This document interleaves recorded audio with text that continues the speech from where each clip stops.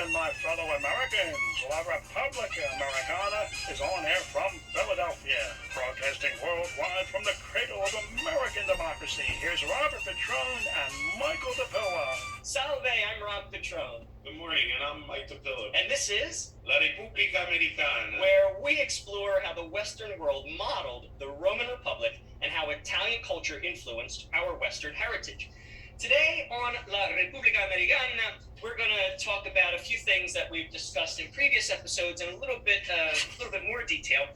Mike, the last time we spoke, we talked about symbols and how symbols from the Roman Republic carried further into the Western world, even as far as the Americas. But there was one symbol we left out. We didn't talk about last time. I'd like to talk about it a little bit today, and it is the fascia. Tell us about the fascia. What is the fascia? Yeah, so for our listeners out there, when you hear the word fascia, you might think of fascism or fascism. So the fascia was a symbol used by the Romans to signify their power. It was usually held by a Roman leader. And what it was a bundle of reeds that were tied with a fascia, or with like a string or a piece of fabric. Yeah, we use that word even in modern medical parlance, like the fascia in your body. These are the cords of flesh that sort of connect the muscles and the tendons and that sort of stuff. Right. So interesting. Right. Because 60% of our language goes back to Latin, which was the language of the Romans. Right. That's right. Yeah. But what was hidden in the center of this bundle of reeds was an axe. You didn't obey the leader's rules. You were whacked with the axe. Now, why an axe and not a sword or something like that? I don't know. It could do a lot of damage. Well, it goes back to whom? The axe. Was it the Etruscans, the Tarquin kings, maybe? Oh, the Tarquin kings. Yeah, I think that was the symbol of the Tarquin kings, the axe. And the Etruscans were the Tarquin kings. We talked last time about how Rome went through 3 periods of government. First was the Tarquin kings, right? And then you said it was the Republic, and then you said it was the Empire, right? Right. And the Tarquin kings, they were the Etruscans. They were the Etruscans. Who were some of the indigenous tribes of the Italic Peninsula, isn't that right? Yes. Yeah, so they were the people living in the area around Florence. Right.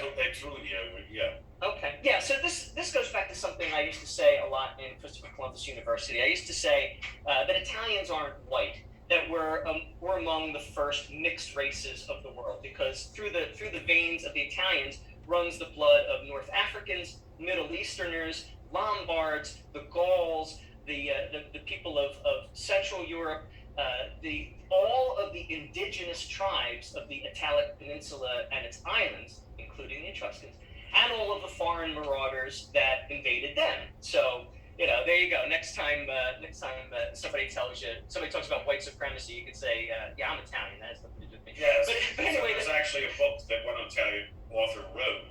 Luconi wrote a book. Are we really white? Are we really white? Yeah. I mean, and interestingly, within the Italian race, when we came over, we were segregated even at Ellis Island. Oh yeah, absolutely. Northern Italians were labeled differently than Southern Italians. Yeah, for sure. So they had different races. I mean, they used the N-word as an epithet against Italians when our ancestors first got off the boat in the United States. And I remember even as late as the 20th century when I was in college. Oh God, I was in college last century. Good Lord. Anyway, when I was in college in the 20th century, I remember that there was a sociologist. She categorized people, as sociologists are wont to do. She categorized people in terms of ethnicity for purposes of research, and she did not categorize Italians as white. She called them ethnics. So I always thought that was interesting. But getting back to this, all ties in. We're not going off on a tangent, ladies and gentlemen, because this all ties back into the fasces. And you happen to mention in passing, Mike, and I don't want to just gloss over this. That the word fascism and fascist comes from the word fasces, which is the symbol that we're going to talk about, the bundle of reeds surrounding the axe. But the Roman Republic, was that fascist? No. It was the empire that was fascist. Yes, right. So the Roman Republic was pure, and they were attempting to stand up against the whole idea of the monarchy, or one ruler.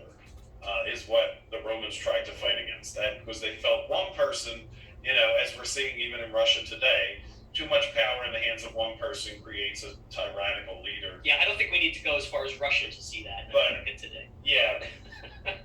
So anyway, so go ahead.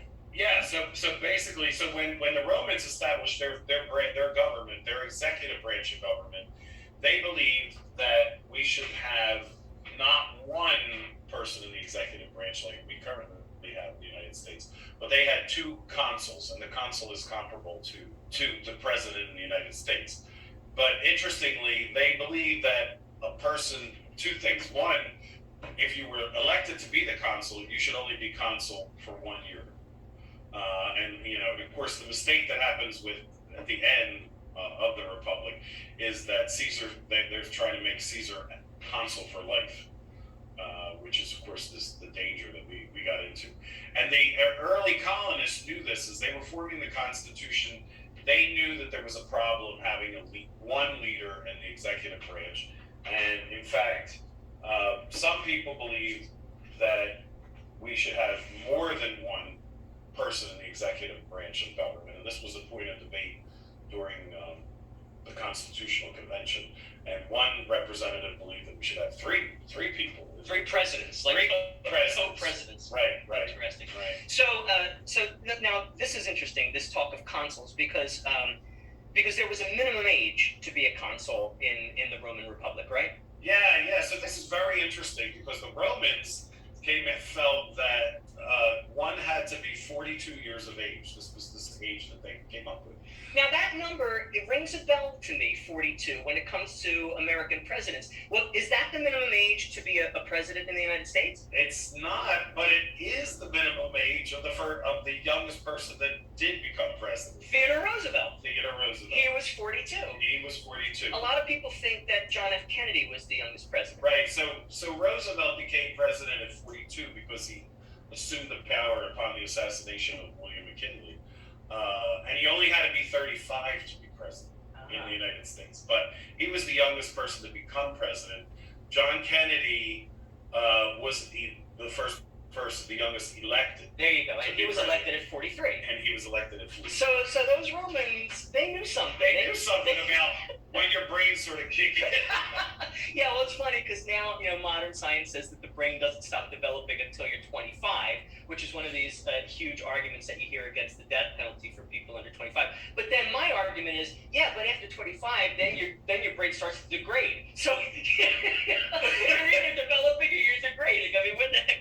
All right. Anyway, so this is interesting. There's a lesson to be learned here, which is that the Roman Republic wasn't fascist. I mean, they were big into the separation of branches of government and checks and balances, term limits, age minimums. But the Roman Republic, in a single generation, by the deed of a single man, went from republic to fascist empire, and that's Julius Caesar, who declared himself emperor, and then it became an empire. So, in that sense, I think that the fasces, the symbol of the Roman Republic, became associated with fascism. That's where the term fascism comes from, where it becomes sort of authoritarian.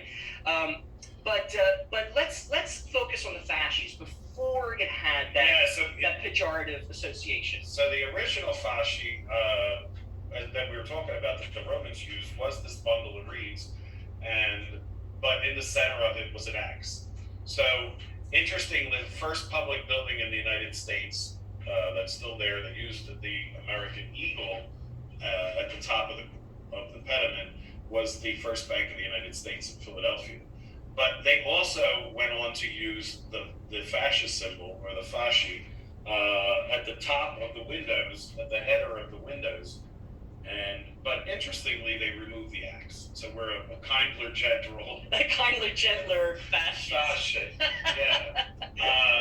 That's so very anybody go to see that building, you can check that out. Yeah, look at the windows, and right at the top, you'll see the bundle of reeds. I have a funny story about the first bank of Philadelphia. So, and I know this as a criminal prosecutor, the first bank robbery that ever took place in the United States took place at the first bank in Philadelphia, because it was the only bank in town, hence the name, the first bank. The very next day, the bank robbers got caught Because they came back to the bank to redeposit the money. So, yeah. I guess the moral of that story is if they were smart, they wouldn't have been criminals. So there you have it. All right, so that's the Flash. Wow. Yeah, right. There's a lot of smart criminals out there, I know, but there's a difference between intelligence and wisdom, I suppose. And speaking of wisdom, let's talk about another topic we touched on in earlier episodes. We touched on how Roman art was modeled in the Western world by subsequent artists, and there was the statue of the goddess of wisdom. Her name was Minerva. She was the Roman goddess of wisdom, justice, law, victory, arts, trade, and strategy. She was one busy lady, one of the original working gals. So, tell us about the Minerva statue in the United States. Yeah, so Minerva, with all those various titles, but she did come on the scene as a symbol of liberty. So again, at this point, after the Revolutionary War, we have people coming to the United States and trying to profit over our newfound liberty, and to reinforce this idea of freedom and liberty. So Giuseppe Cheracchi, a Roman who had been trained, of course, in the great sculpturing of the Romans and continued that Italian tradition, comes to Philadelphia and he creates a bust of Minerva, which he's paid for, and that statue actually sat in Congress behind the Speaker of the House in Philadelphia. So a lot of people, remember our first government. The Senate and the House of Representatives sat at 6th and Chestnut, and it was truly the upper and lower house of Congress. And the lower house was the House of Representatives, and the Senate was upstairs. And anyway, the statue, or the bust of Minerva, sat there behind the Speaker of the House, and that statue is still here in Philadelphia if anybody wants to see it. Yeah, and I think you told us in a previous episode. Where is it? It's at the Library Company. The Library Company. Okay, and that's not far. 13th, yeah, the new location, because the original location was 5th and Chestnut. Yeah, that's where I remember it. Right, it moved. Yeah, so the new location of the Library Company is 13th and Locust. Okay, there you go. And you can see Cheracchi's wisdom, the Minerva statue. So she, as we said, the Romans considered her the goddess of wisdom, justice, law, and all those other things, which I guess are notions you want to be ever present in the congressional halls. But Cheracchi created it as a symbol, as a statue of liberty. Now, the French gave us a Statue of Liberty in the 19th century, and that currently stands, it depends on who you ask. If you ask a New Yorker, it stands on the New York side of the waters, and if you ask someone from Jersey, they'll tell you it stands in the Jersey side of the waters.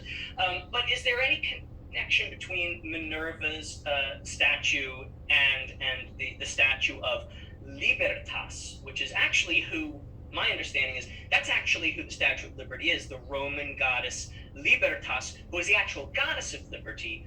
But there are some similarities, right, between Minerva's statue and right. So Cheracchi chose only to make a statue of Minerva. Interestingly, she looks like a female going into war.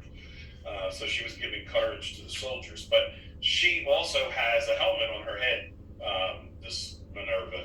And so as time went on in the United States, we did end up with a full-length statue of Minerva, a full statue of Minerva. And she sits in Brooklyn, also looking out at the bay there, and she actually is looking out at the Statue of Liberty. So you can, if you go up to the hills in Brooklyn, you can actually see the both. You could be standing next to Minerva, and you could be looking out at the Statue of Liberty in the distance. And they both, and these two Roman goddesses look like they're waving at each other. Yeah, because they're both pretty much standing in the same position with one arm raised to, and they're like waving. One's holding the torch. One's holding the torch. The other one's waving. Right. Which, interestingly, the torch was originally on display here in Philly in 1876 for the centennial. Isn't that something? Yeah. Wow, were people able to go into the torch? No, it was just so the statue came in pieces. Yes. So the torch arm came as one piece, and that was just on display out in Fairmount Park where they had the Centennial exhibition.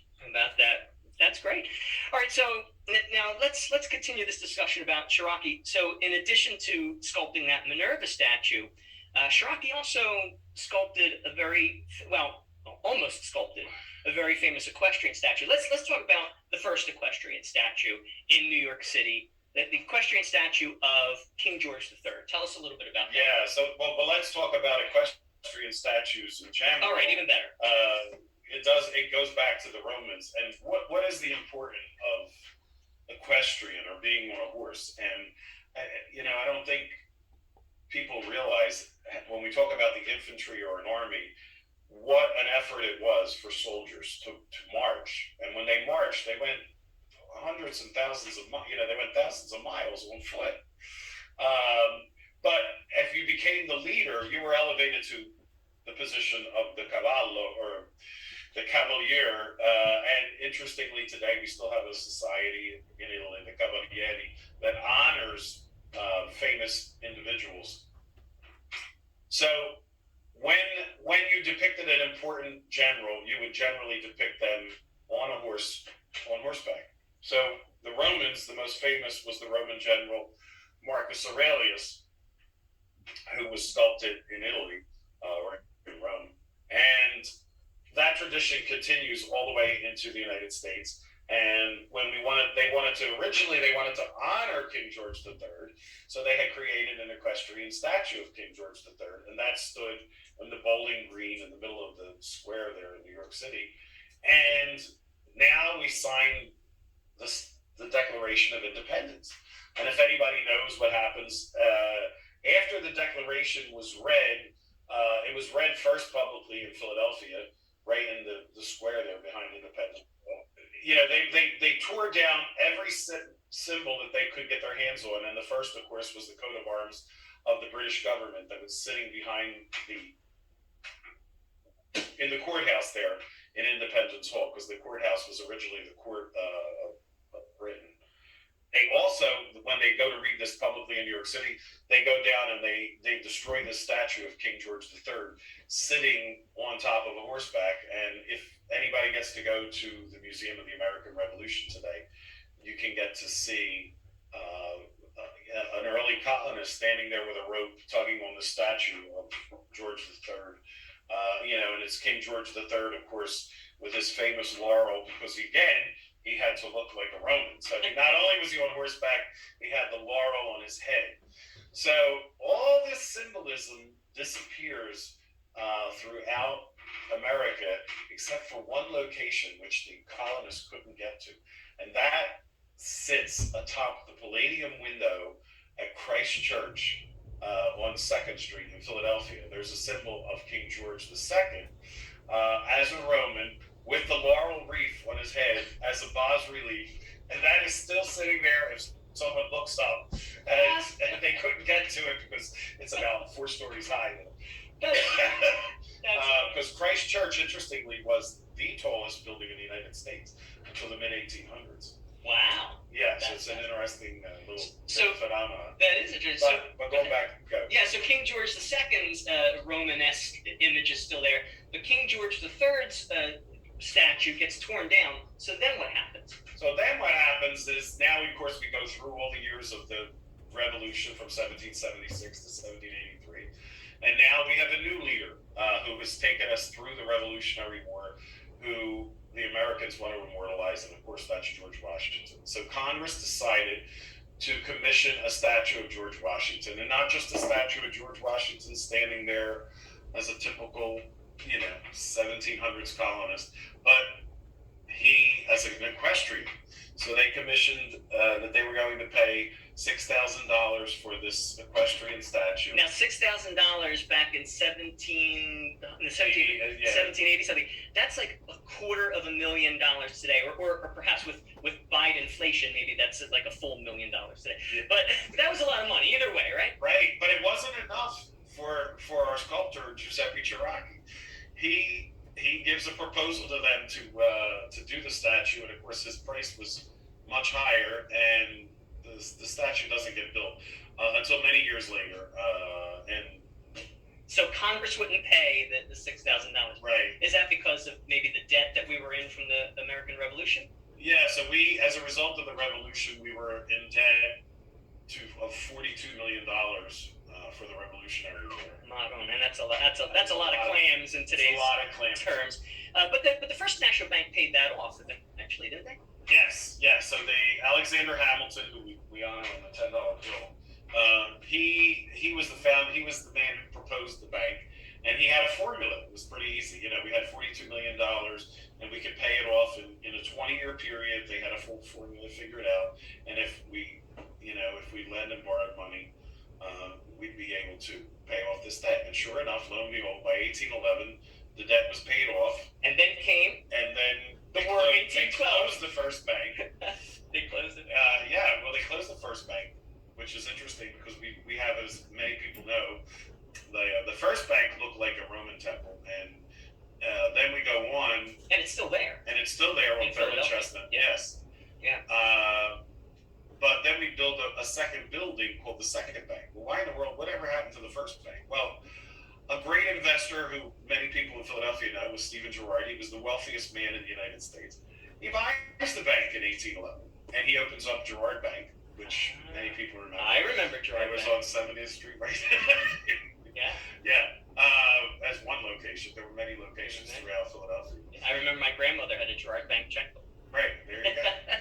So anyway, they formed the Second Bank, and then the Second Bank, by that period of time, we're starting to look like the Greeks. We became Greek-oriented in our architecture.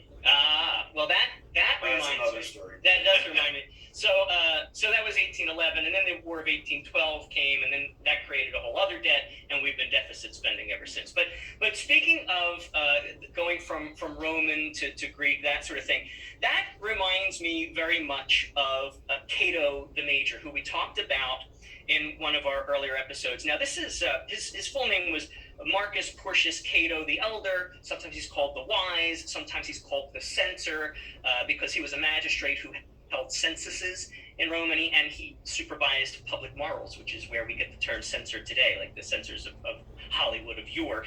He was a Roman soldier, a Roman senator, a historian, but he worked very hard to preserve Rome's ancestral customs from what he called the degeneration of Hellenistic or Greek influence.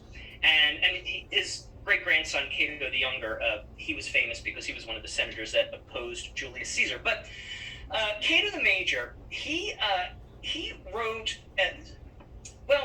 Cato the Major was referred to by Washington and Franklin. Tell us a little bit about the Founding Fathers and how they were influenced by Senator Cato the Major. Yeah, so Cato, of course, we got Cato the Major and Minor, right? Right. But the big tie-in is what you said, opposing Caesar or opposing tyranny. Mm-hmm. And so here I am. I'm a colonist. I decide I'm going to be the Minuteman. I got to be ready in a minute. I'm going to sit here and I'm going to fight for to try to create this country, the United States. And I want to fight up against Great Britain, the greatest power on earth at the time.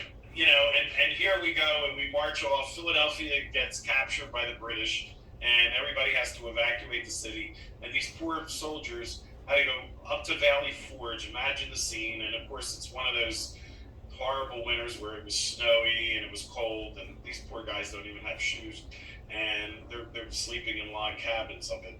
So George Washington has this great idea. He says, I know what I'm going to do.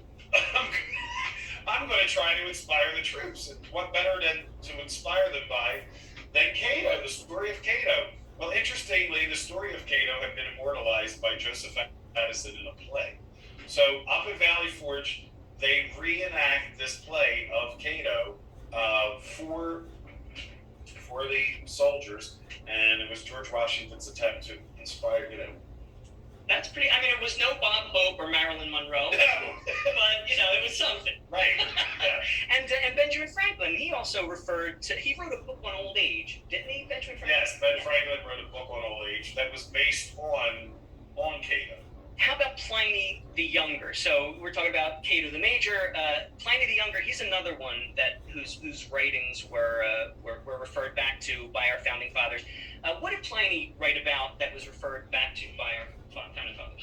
Yeah, so Pliny, interestingly, there's Pliny the Elder and Pliny the Younger. One is the uncle of the other. The first time we hear about them in the Philadelphia newspapers was in 1760s.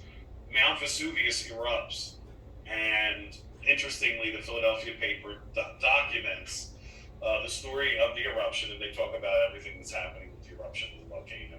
And in there, they go back to Pliny, because Pliny was sitting across the bay when Vesuvius erupted, and he was writing on his tablet with the wax that we talked about in the last episode, and he writes about the eruption of Vesuvius.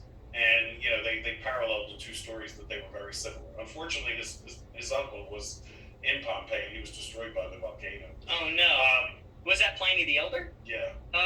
Christopher Columbus studied Pliny the Elder among many other scholars. Pliny the Elder, he was a naturalist, a philosopher, an author, and some of the things that he wrote about were that outside of the known world, there were these monsters that existed. They were man-like monsters, like the Cyclops, which everybody pretty much knows about, but also the Blemis, which is this kind of creature that has its head and its chest, and these things called Sheopods, which are these men with one leg and a big giant foot, and there were these other monsters.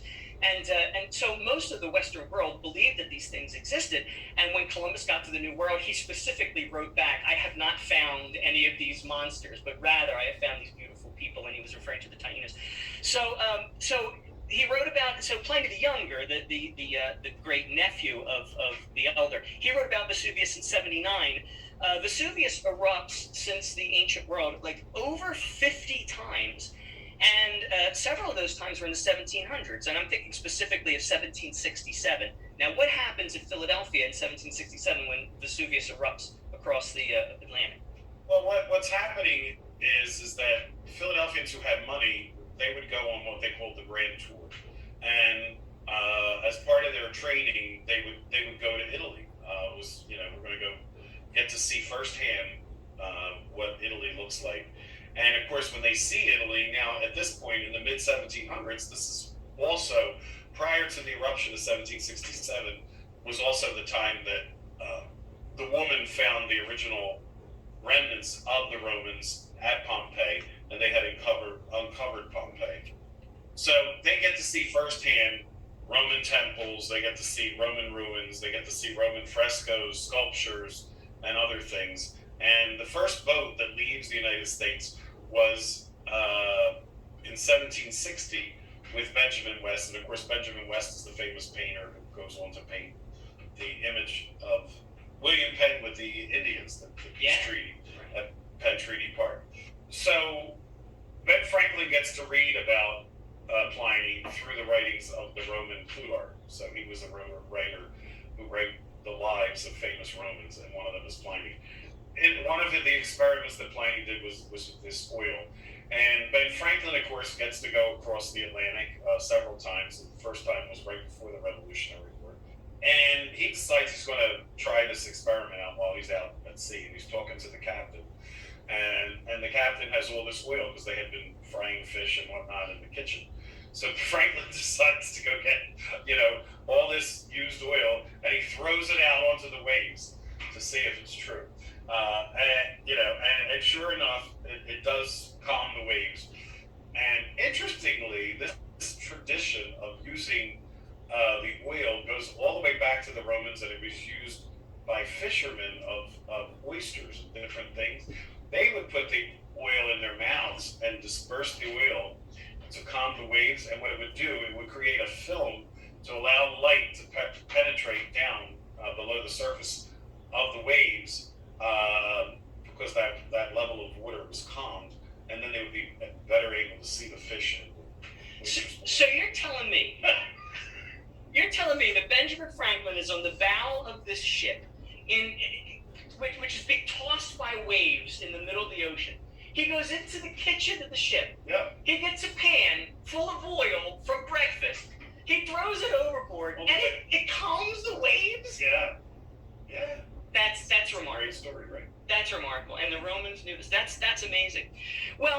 Gosh, there's so much we could go into, but we've run out of time, and we're going to talk about some more things in a little greater detail in future episodes. We will refer back to some of the things that we've talked about today. I think these first 3 episodes we've done are a little bit of an introduction, so people know who the major players are, the major writers, the major philosophers, the founding fathers who referred back to them. And then in future episodes we can go into a little bit more depth. Cosa pensi? Facciamo. All right. Well, that's Italian. So thank you for tuning in, folks, and be sure to visit Mike and me, Rob Petrone, next time on Radio Voice Italia at La Repubblica Americana. We skip song and rock and roll.